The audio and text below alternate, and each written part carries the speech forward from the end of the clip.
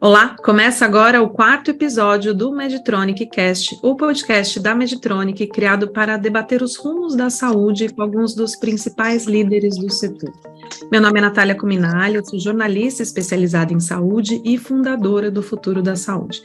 No episódio de hoje vamos falar sobre os desafios para o crescimento do mercado privado na saúde. O mercado de planos de saúde terminou 2022 com patamares recordes de usuários na casa dos 50 milhões de pessoas, segundo dados da Agência Nacional de Saúde Suplementar. Mesmo com um alto volume de usuários nos planos de saúde, temos um cenário bastante desafiador no setor de saúde suplementar. Isso tem a ver com várias questões, do aumento da sinistralidade ao debate sobre o rol de procedimentos. Mas a grande questão é: os planos seguirão crescendo? É possível que mais pessoas tenham acesso à saúde privada? É sobre isso que a gente vai conversar aqui hoje.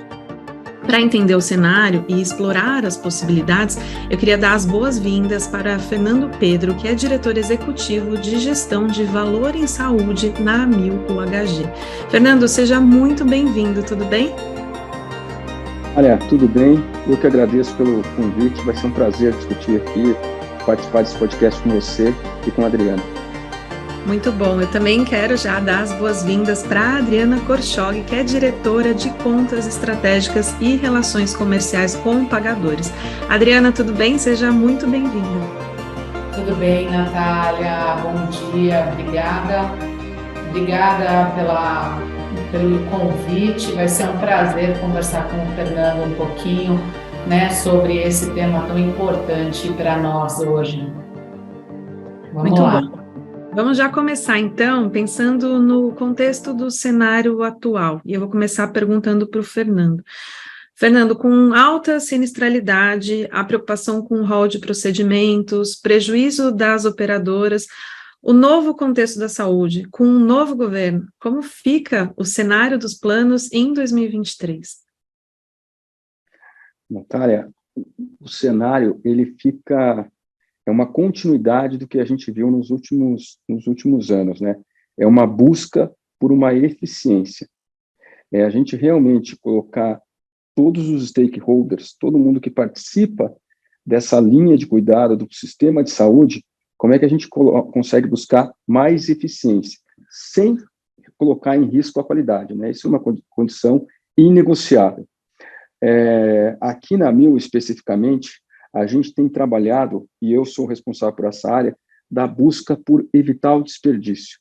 O que é o desperdício? O desperdício é todo aquele custo que você tem na saúde que não agrega valor para o paciente. Então, vamos dar um exemplo de um desperdício. Quando um paciente precisa fazer uma cirurgia, ele vai para o primeiro médico, o médico indica a cirurgia dele, pede uma ressonância magnética.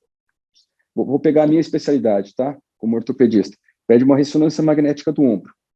Aí o paciente vai escutar uma segunda opinião. Quando ele vai escutar o médico da segunda opinião, 15, 20 dias depois, é solicitada uma nova ressonância do ombro. Esse é um desperdício na saúde. Quando, por acaso, um outro exemplo de desperdício na saúde, quando, por acaso, o paciente ele vai para uma avaliação num pronto-socorro, e aquela avaliação no pronto-socorro, ele acaba fazendo exames, ou acaba tendo uma internação, no dia seguinte, ele tem alta e vai embora para casa, talvez aqui a gente tenha uma outra oportunidade de um desperdício na saúde. Então, o foco cada vez mais a gente realmente entender o custo médico end-to-end e aonde a gente tem as oportunidades de desperdício sem jamais colocar em risco a saúde e a segurança de uma assistência médica. E aí, Fernando, esse pensamento de mais eficiência e desse controle, né, essa conscientização sobre os desperdícios, é uma forma de deixar o plano de saúde mais saudável, é isso? É uma forma de deixar a saúde privada mais acessível. Hoje, quando todas as nossas iniciativas aqui, a gente pensa em 4 pilares principais, tá? O primeiro pilar é a gente proporcionar ou melhorar a saúde da população. Como é que a gente faz isso? Acolhimento, prevenção.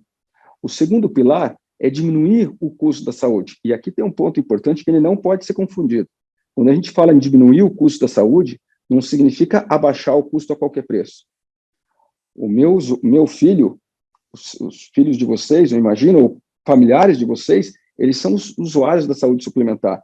E vocês, de jeito nenhum, querem uma redução de custo em que vai botar o risco à saúde deles. O terceiro ponto é como é que a gente faz isso para agregar valor ao paciente, que o paciente veja que ele está tendo valor.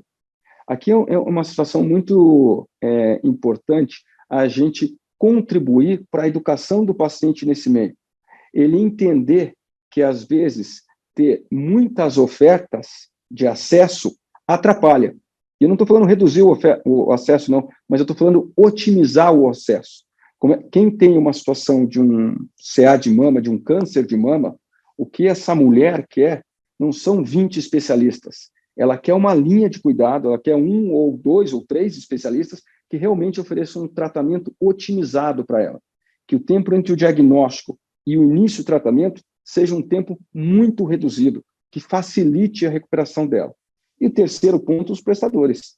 Poxa, toda a engenharia que a gente faz, quando a gente fala de melhorar a eficiência da saúde, ela passa por um player fundamental, que é o prestador. Eu preciso que o prestador médico, o prestador laboratório, o prestador hospital, o prestador de qualquer parte do serviço de saúde, do atendimento, da prestação de um serviço de saúde, ele entenda e aí ele contribua para a eficiência desse sistema.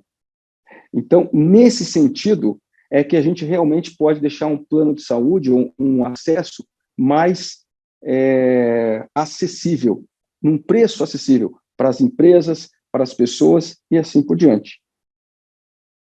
Fernando, antes de eu continuar te perguntando sobre essa questão de mais acessível, porque eu tenho perguntas sobre isso, eu queria trazer a Adriana para o papo, porque, Adriana, o Fernando trouxe para a gente todo um contexto, né, desses pilares que são importantes, pensando no paciente, né, na questão final, e ele falou sobre o papel dos prestadores, e eu queria saber qual que é o papel da indústria nesse contexto todo, né, nesse sentido de eficiência. Essa pergunta é bem bacana, né? Porque quando a gente olha para a indústria, nós estamos nos reinventando também, né? Saindo daquele modelo transacional, né? Que é só a relação de empresa, fornecedor e comprador, mas tentando sim trazer para os nossos parceiros, né? Os nossos clientes, como é que ele viabiliza, né? Essa eficiência, né, essa linha de cuidado, né, trazer para eles as evidências, né, que aí tangem a gente permear as nossas inovações e continuar investindo em trazer aquilo que é melhor para o paciente, né, e aí não estamos falando só de linhas de cuidado, né, jornadas de paciente, né, mas não é só o diagnóstico em si, mas também é a sustentabilidade, né, a humanização do tratamento do cuidador do paciente, inclusive, que está nesse meio também, né, tentando dar o que é de melhor e prover uma melhor assistência, né, então, neste caminho, nessa busca que os nossos clientes vêm nesses últimos anos, né, para poder melhorar essa eficiência, nós estamos, do ponto de vista de indústria, trazendo custo-efetividade para eles, né, mostrando como é que as nossas terapias, independente do preço, ela de fato traz, né, aquilo que a assistência almeja. Né, nós estamos falando, né, de valor, de agregar valor, né, sair da relação transacional com esses clientes, mas agregar valor, né, desenvolvendo uma linha de cuidado, desenvolvendo uma jornada do paciente, né, olhando do ponto de vista de tratamento precoce, inclusive, né, porque a gente fala muito, é muito bonito na teoria, mas na prática ainda não é uma realidade. Né, a gente olhar para o tratamento precoce, né, o preventivo de algumas patologias, algumas doenças, para que isso não vire um tratamento de fato lá na ponta, né, custoso. Então, nós, do ponto de vista de indústria, já mudamos o nosso comportamento e essa é uma célula dentro da Medtronic em específico, o qual a gente consegue discutir com os nossos clientes valores, proposta de valor, né?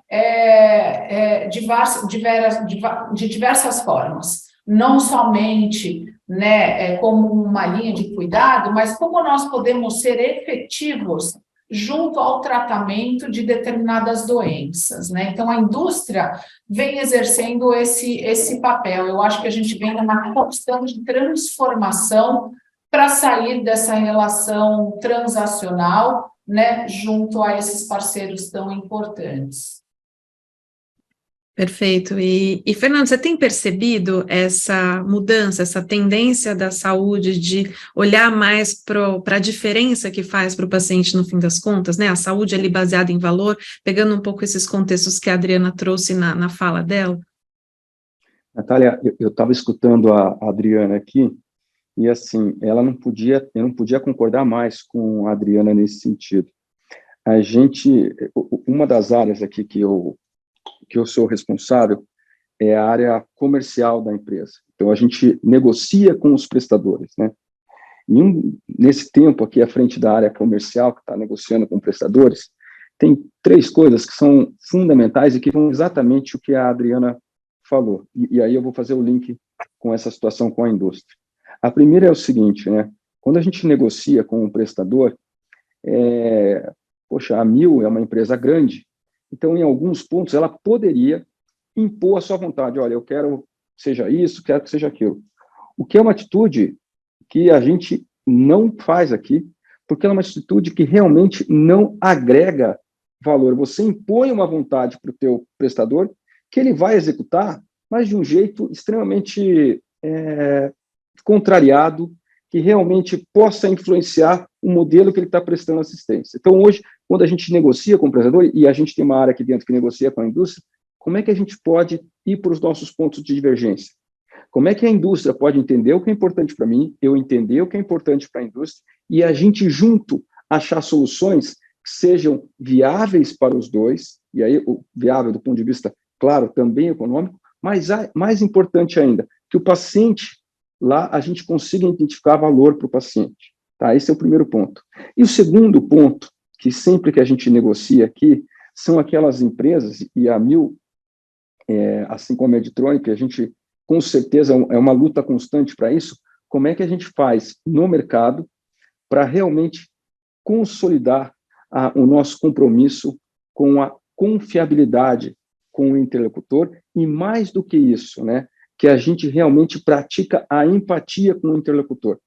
Não existe outra maneira da gente avançar nessas situações de sustentáveis, nessas situações de crescimento, com todos esses desafios que você falou, né? A saúde hoje, ela tem uma influência direta do nível de empregabilidade, da renda familiar, da inflação, são coisas que não ficam diretamente, eu não sou diretamente responsável por isso, até indiretamente todos nós podemos contribuir, mas não diretamente.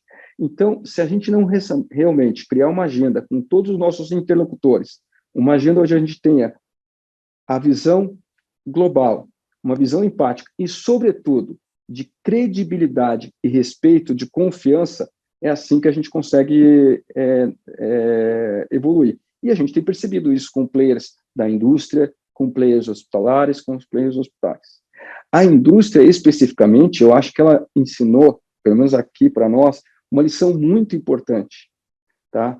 O quanto a indústria, ela realmente consegue manter um relacionamento com o médico de educação continuada, de realmente contribuir para que o médico tenha uma visão do sistema.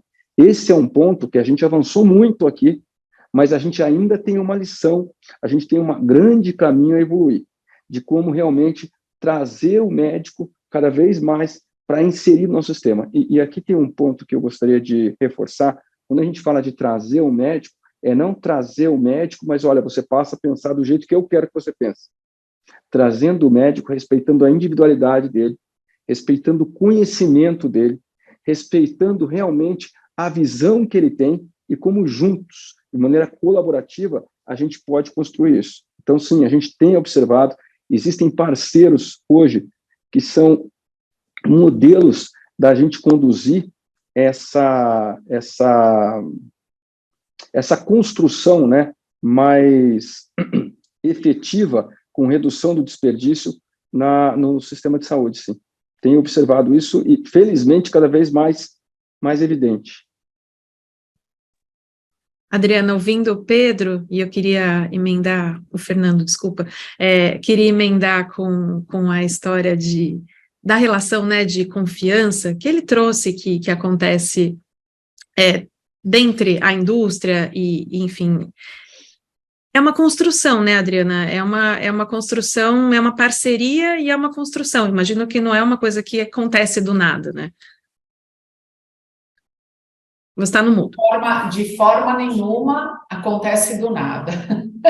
Na maioria das vezes, né, assim, requer muito trabalho, né? Esse ecossistema ele é bastante complexo e, infelizmente, a gente está acostumado com modelos muito tradicionais, muito regulares, né? E quando a gente olha para o sistema de saúde daqui para frente, assim, a gente não vê o modelo regular tradicional acontecendo mais. Como o Fernando bem mencionou, a gente tem alguns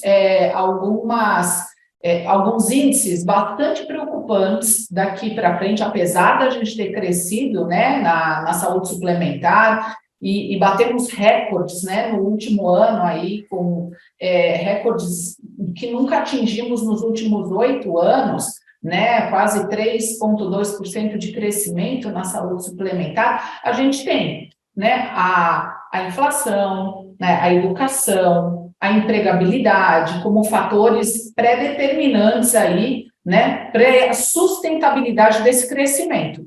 Então, esse ecossistema ele é bastante complexo. No nosso ponto de vista industrial, né, exige aqui um trabalho fortíssimo, né, de approach, né, quero usar palavras portuguesas, mas não me veio na cabeça aqui, né, de trabalho em conjunto, mostrando, né, para os nossos clientes como é que a indústria consegue ajudá-los a chegar, né, nesse índice de crescimento de maior número de vidas, né, capturar, né, o maior número de vidas, tratar de uma forma eficiente essas vidas, evitando as perdas, né, trazendo mais conhecimento daquilo que são e as boas provocações, né? Porque do lado assistencial, eles têm as provocações do ponto de vista médico, né, para nós, indústria, e nós aqui do ponto das tecnologias e inovação, né, como é que a gente consegue levar essas provocações para eles de uma forma, né, de melhorar o tratamento e a assistência a esses pacientes. Então, sim, sem dúvida, não é um trabalho fácil, é um trabalho multidisciplinar, é um ambiente onde a gente precisa, sim, ter a opinião médica, a gente precisa, sim, ter a opinião, né, da área de engenharia clínica, muitas das tecnologias são equipamentos, por exemplo, né, da área de economia, né, e levar não isso só, né, do ponto de vista de saúde suplementar, mas tentar também levar isso mais para frente, né, para o sistema de saúde como um todo, né, porque eu acho que a gente tem aí um número de vidas expressivo, né, do Brasil, mas vamos combinar que 70% da população está no SUS, né, e a gente, como é que a gente viabiliza isso tudo também, né, o que é bacana, que cada um tá entrando no seu espaço, né, você vê aí novos planos chegando, planos menores, que são atendimentos para a população popular, né? E que bom que isso vem acontecendo, porque você está dando mais acesso ao tratamento particular para uma população de baixa renda, o que é ótimo, né? Você evita ali, né, as filas do SUS aumentarem cada vez mais.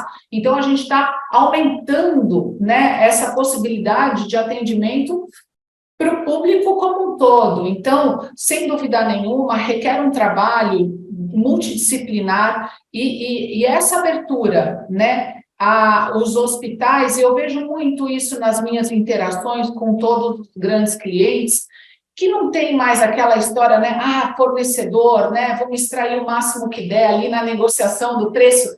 Não, é um trabalho em conjunto, de fato. Como é que a gente pode melhorar a assistência a esse paciente? O mindset ele vem melhorando, né? Essa relação, ela vem melhorando muito. E eu acho que ainda a gente tem uma peça fundamental nesse processo como um todo, que é inserir o pagador nesse montante ali, né? Como é que a gente consegue usar essas 3 peças trabalhando em prol de dar mais acesso às terapias para os nossos pacientes, né? Esse conjunto de pessoas, né, entre o hospital, a indústria e o pagador, né, é fundamental esse trabalho para que a gente consiga levar mais acesso e ser mais efetivo como o sistema requer, né, de uma forma geral. Pegando esse seu gancho, Adriana, já levo a próxima pergunta ao Fernando, que é para a gente entrar um pouco mais nessa questão do acesso à saúde suplementar, né? Hoje a gente tem apenas 23% dos 214 milhões de brasileiros com um plano de saúde. O restante da população depende do SUS ou atendimento particular esporádico. A pergunta é, Fernando, se você acha que isso pode aumentar uma parcela de pessoas com esse acesso, mas aumentar de uma forma expressiva. Eu sei que vocês dois já falaram sobre o acesso à saúde está totalmente ligado, né, à empregabilidade e à inflação, mas dá para a gente pensar numa população com mais acesso à saúde suplementar? Qual que é a tua visão, Fernando? Veja, Natália, a gente tem uma agenda de crescimento, né? Como uma empresa grande no mercado, como uma das maiores aqui, a gente tem uma agenda de crescimento. Então, a gente acredita nisso piamente. E esse é o grande desafio. Poxa, como é que a gente consegue crescer, mas crescer de maneira sustentável? Onde você consegue crescer, mas não simplesmente oferecendo o acesso, mas o acesso adequado. Onde a pessoa que compra um plano de saúde e que passa a utilizar esse plano de saúde, vamos falar daquela população que até pouco tempo atrás utilizava o serviço público, tá? Que ela realmente entenda que aquele dinheiro que está sendo pago é um dinheiro bem gasto, é um dinheiro bem investido, tá? Eu acho que esse é o grande desafio aqui, e a gente tem feito construções de produtos visando essa população. Uma população que já utilizou o sistema privado e por uma situação financeira deixou de utilizar, ou uma população que nunca utilizou. Como é que a gente contribui para que essa população comece a ter o acesso, e outra, né, um acesso sustentável, não simplesmente aquele acesso que você entra no plano de saúde, faz todo o seu check-up, aí depois no ano seguinte você não tem condições de, por acaso, manter o plano de saúde. Esse é o nosso grande desafio, esse é uma das situações aspiracionais que nós temos aqui. Como é que a gente consegue contribuir para que o sistema de saúde funcione melhor para todos? Para aqueles que têm acesso ao sistema privado, para aqueles que não têm acesso ao sistema privado. E aí, Natália, sem querer ser repetitivo, mas já sendo, a gente tem que voltar naqueles 4 pilares. Poxa, como é que eu consigo contribuir com isso, que eu não melhore a saúde da população, não deixe o preço impagável, né, esse preço simplesmente inacessível para quem precisa. Como é que eu faço para que a pessoa pague e tenha esse investimento, o retorno desse investimento, e que o prestador faça parte dessa gestão, né? Aqui é um ponto, Adriana, quando a gente fala de prestador, a gente entende o solicitante, mas com certeza a indústria faz parte desse jogo, né? E é o que você colocou, e colocou muito bem. É muito bom ver discurso de indústria realmente com essa visão mais ampla, com essa visão mais de sistema, né? E não só com uma visão focada no que realmente, o que é importante para mim, eu preciso vender, depois o sistema se resolve aí como é que vai fazer, o ano que vem eu revisito a meta. Então, assim, esse é o ponto. E aí, Natália, eu eu confio plenamente nessa estratégia de crescimento que a gente está desenvolvendo aqui, tá? Eu convivo com pessoas que realmente não têm acesso à saúde privada. E pessoas muito próximas a mim, não tem acesso à saúde privada. E quando eu acompanho, né, às vezes, até por estar aqui no serviço privado, até por ser médico, poxa, olha, foi diagnosticado com isso, com aquilo, mas não tem acesso, como é que eu posso fazer? Então, realmente, eu acho que nós, da saúde privada, a gente consegue contribuir, como a Adriana falou, para que talvez o sistema público consiga atender um público com mais eficiência, a gente não aumentando a demanda do sistema público, porque realmente aí o desequilíbrio vai ser muito grande. E, Adriana, pensando nisso que o Fernando estava trazendo, né, nesse contexto de... Ele comentou, né, o fato de reconhecer que a Medtronic olha para a saúde como, né, um ecossistema, não de uma forma pontual. E aí, pegando esse gancho de o que está acontecendo com o nosso país, né, em todas essas transformações, 2023, todo aquele cenário que eu trouxe logo no início da nossa conversa. Como que vocês estão projetando, como que vocês fazem essas análises macroeconômicas para entender esse comportamento da economia para os próximos meses? Tá.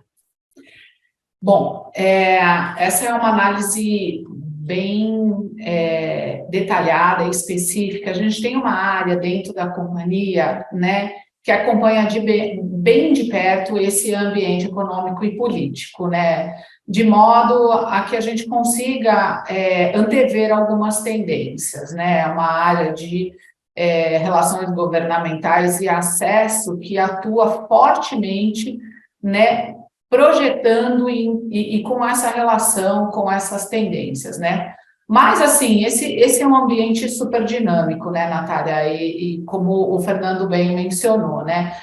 A tendência de hoje pode não ser a tendência daqui a alguns meses, por algum indicador, né, ou macroeconômico, ou uma inflação, ou uma mudança nas políticas, né? Mas, no geral, a gente vê essa tendência de uma forma muito positiva, né?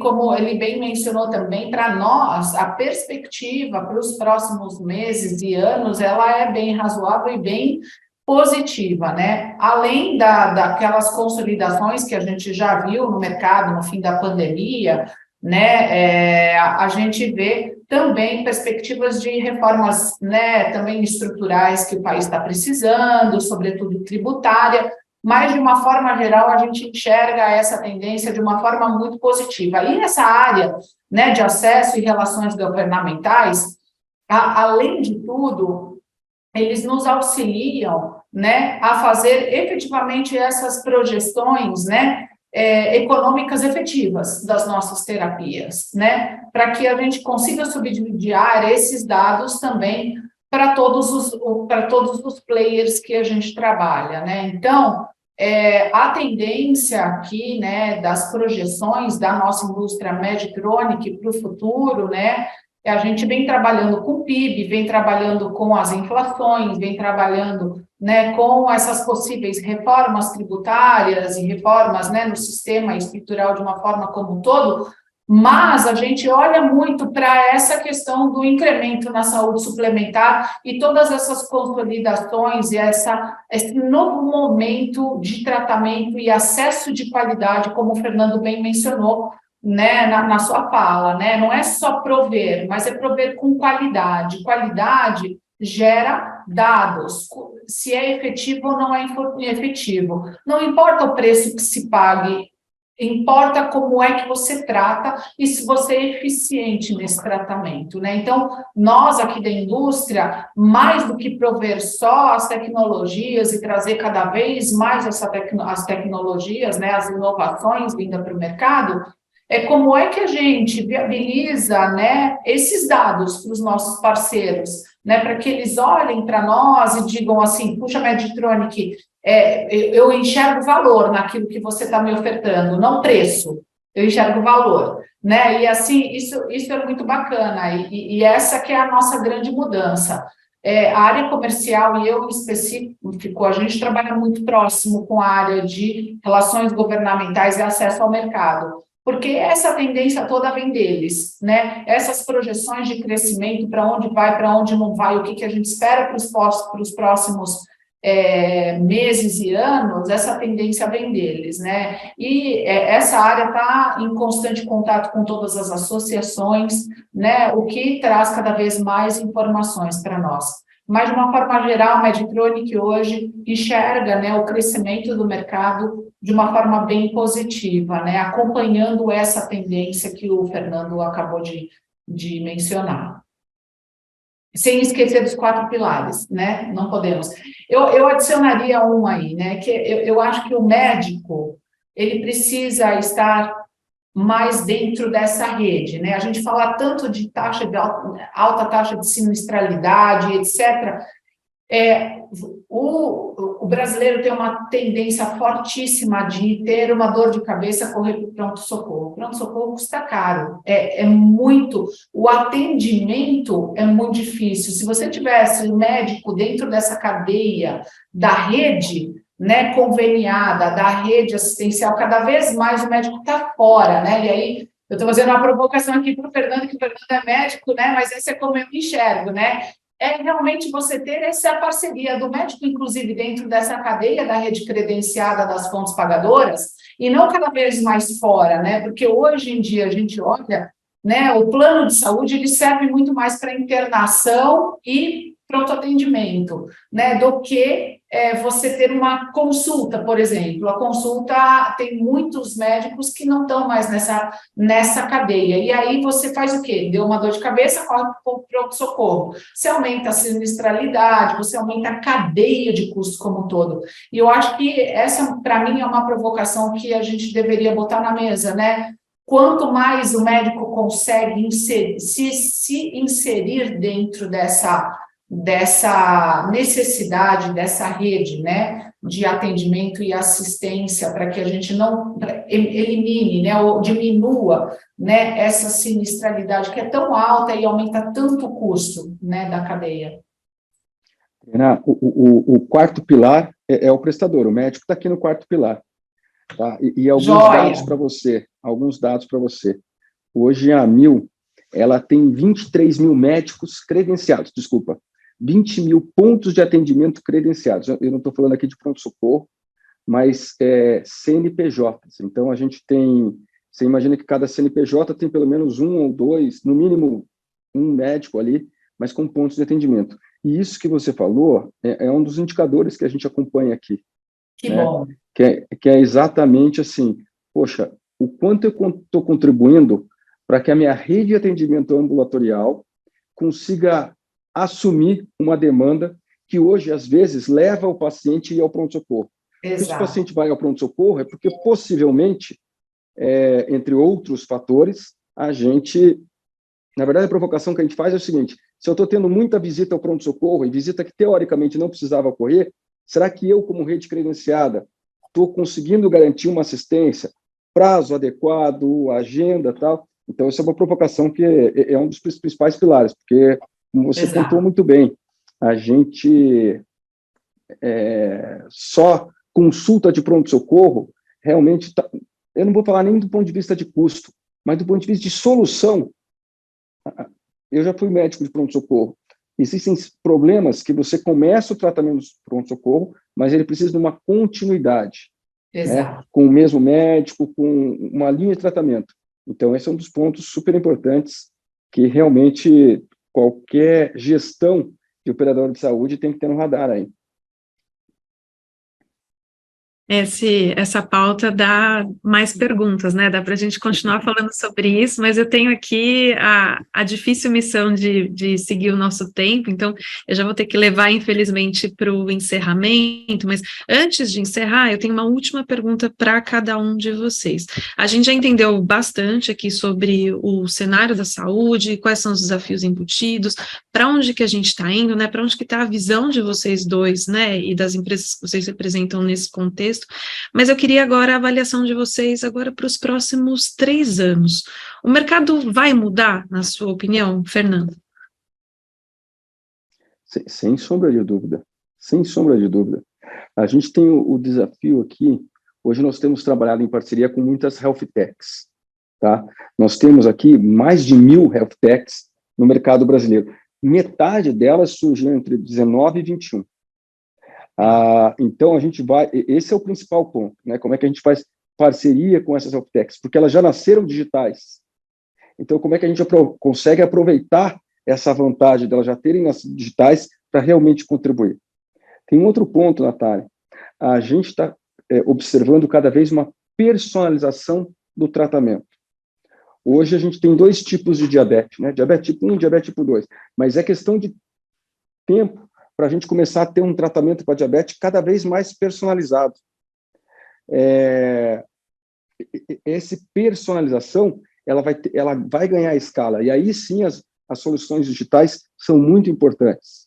Cada vez mais a gente tem, com esse banco de dados, criado algoritmos e trabalhado com inteligência artificial para a gente ter uma análise preditiva. Então, um ponto que a gente tem trabalhado muito também é como é que eu faço para garantir a integração desses dados, né? Muito semelhante igual existe em banco, tá? Eu tenho conta num banco, a Adriana tem conta no outro. Se ela quiser testar agora a interoperabilidade dos nossos bancos, ela faz um Pix aí agora e eu recebo aqui no mesmo instante. Então, essa situação que a saúde tem que garantir, essa integração dos dados, essa análise preditiva, personalização do tratamento, só isso já é suficiente para a gente pensar o modelo que a gente está construindo hoje, ele tem que estar adaptado às necessidades do cliente daqui a um ano.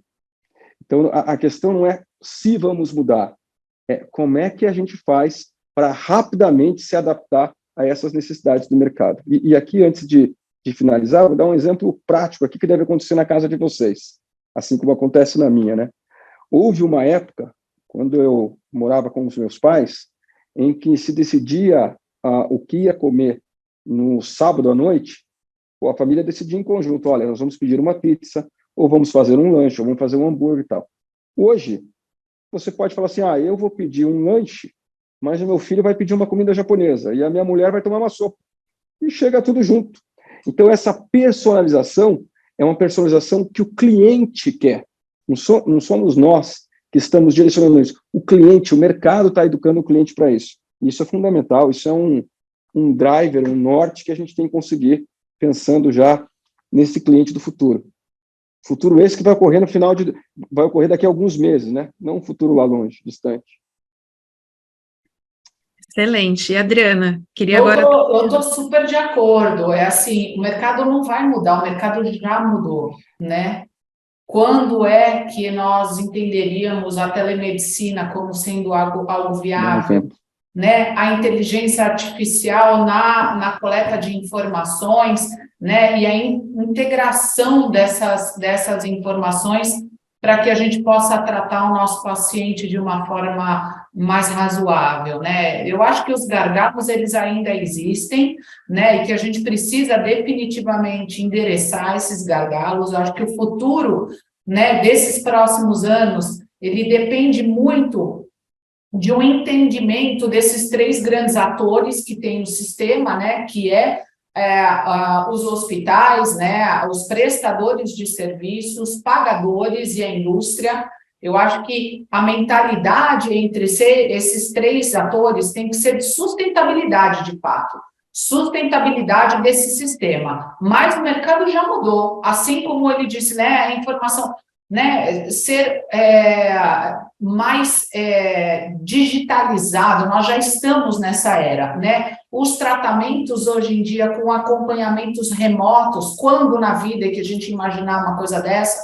Então, eu acho que sim, a gente tem aí grandes perspectivas. Eu enxergo o mercado da saúde de uma forma muito diferente para os próximos anos, em expansão de uma forma diferente, já está acontecendo, né? Já está acontecendo. E eu acho que um grande player, né? Um grande protagonista nessa história é a informação.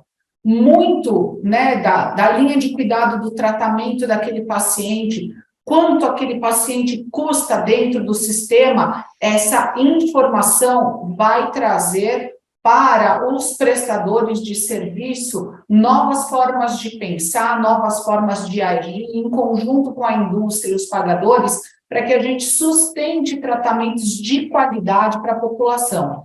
Né? Então, não é um trabalho fácil, é um trabalho em constante evolução, mas a gente da indústria, nós aqui da Medtronics, a gente vê como um caminho muito próspero daqui para frente, né? A gente vê mudanças significativas nesse cuidado do paciente, né? E uma movimentação muito grande e expressiva de todos os players dessa cadeia. Não dá para ficar no mesmo, não existe mais esse mesmo, não existe, né, o tratamento ali médico-paciente só mais, né? A gente já mudou esse status. E eu acho que a gente precisa acompanhar e evoluir, né? O que mais a gente pode fazer, né? Mas estamos juntos aí, eu acho que é um trabalho em conjunto. Muito bom, muito bom. Acho que é muito bom poder ouvir essas perspectivas otimistas, baseadas em evidência, baseadas em iniciativas de fato, né, que vocês dois trouxeram aqui. Então, foi muito bom esse papo, eu queria agradecer demais a vocês dois. Queria agradecer também a todos vocês que nos acompanharam até agora. Se você ainda não assina o podcast, pode fazer isso desde já, para não perder os próximos conteúdos. No próximo episódio, vamos falar de colaboração, o caminho para encurtar distâncias na saúde. Eu espero vocês, até mais!